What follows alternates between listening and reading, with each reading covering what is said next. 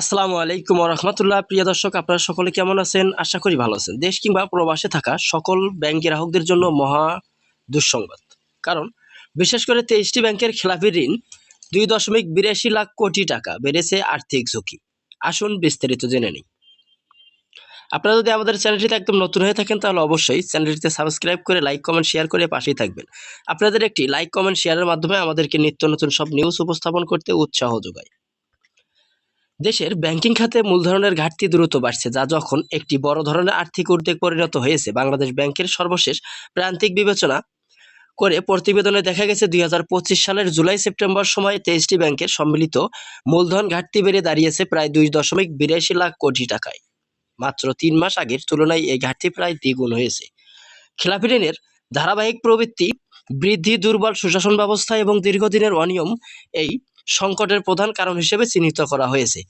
পরিস্থিতি এতটাই গুরুতর যে ব্যাংক খাতের আর্থিক স্থিতিশীলতা নিয়ে প্রশ্ন উঠেছে। বাংলাদেশ ব্যাংকের তথ্য অনুযায়ী চলতি বছরের জুন শেষে যেখানে ব্যাংক খাতের মূলধন পর্যাপ্ত হার ছিল 4.47%, সেখানে সেপ্টেম্বরের শেষে তা কমে ঋণাত্মক 2.90% নেমে এসেছে।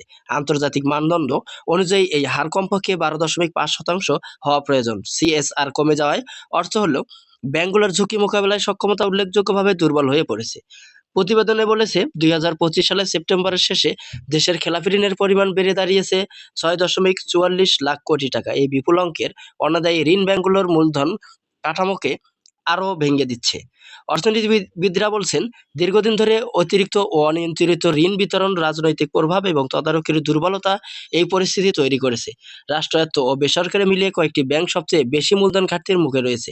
রাষ্ট্রায়ত্ত 4 ব্যাংকের সম্মিলিত ঘাটতি প্রায় 37.698 কোটি টাকা। এর মধ্যে সবচেয়ে বেশি ঘাটতি জনতা ব্যাংক, প্রায় 19,973 কোটি টাকা। অগ্রণী ব্যাংক ও বেসিক ব্যাংকে উল্লেখযোগ্য ঘাটতি রয়েছে। বেসরকারি খাতে ন্যাশনাল ব্যাংকের সবচেয়ে বেশি ক্ষতিগ্রস্ত, যার ঘাটতি 10,651 কোটি টাকা। AB bank, Padma bank, premier bank, IFC bank বড় ধরনের ঘাটতির তালিকায় রয়েছে। সমগ্র খাতের সবচেয়ে বড় ঘাটতি দেখা গেছে ইসলামী ধারার ব্যাংকগুলোতে, যেখানে মোট ঘাটতি প্রায় 1.75 লাখ কোটি টাকা। এর মধ্যে ফার্স্ট সিকিউরিটি ইসলামী ব্যাংক সবচেয়ে বেশি ক্ষতিগ্রস্ত। পাশাপাশি ইউনিয়ন ব্যাংক, ইসলামী ব্যাংক ও এক্সিম ব্যাংক, সোশ্যাল ইসলামী ব্যাংক, একাধিক ব্যাংকের অবস্থাও দুর্বল। বিশেষায়িত খাতে পরিস্থিতি ভালো নয়। কৃষি ব্যাংক ও রাজশাহী কৃষি ইউনিয়ন ব্যাংকের সম্মিলিত ঘাটতি প্রায় 32,000 কোটি টাকা। এর মধ্যে কৃষি ব্যাংক একাই সবচেয়ে বড় চাপ বহন করছে। ব্যাংকার্সদের মতে এটি শুধু সাময়িক সমস্যা নয়, বড় দীর্ঘদিনের কাঠামোগত দুর্বলতার ফল। একজন শীর্ষ ব্যাংক নির্বাহী বলেন, ব্যাংকের মূলধন দুর্বল হয়ে বড় ধরনের ঋণ দেওয়া, আন্তর্জাতিক লেনদেনের পরিচালনা করা কঠিন হয়ে পড়েছে।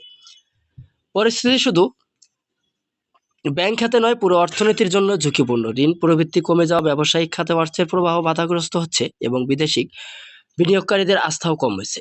তারা দ্রুত কাঠামোগত সংস্কার, ঝুঁকিপূর্ণ ব্যাংকগুলোর পুনর্গঠন, শক্তিশালী তদারকি ব্যবস্থা এবং খেলাপি ঋণ আদায়ে কঠোর পদক্ষেপ নেওয়ার পরামর্শ দিয়েছে। সব মিলিয়ে ব্যাংক খাতের এই মূলধন সংকটে দেশে আর্থিক স্থিতিশীলতার জন্য একটি বড় সতর্ক সংকেত হিসেবে দেখা হচ্ছে।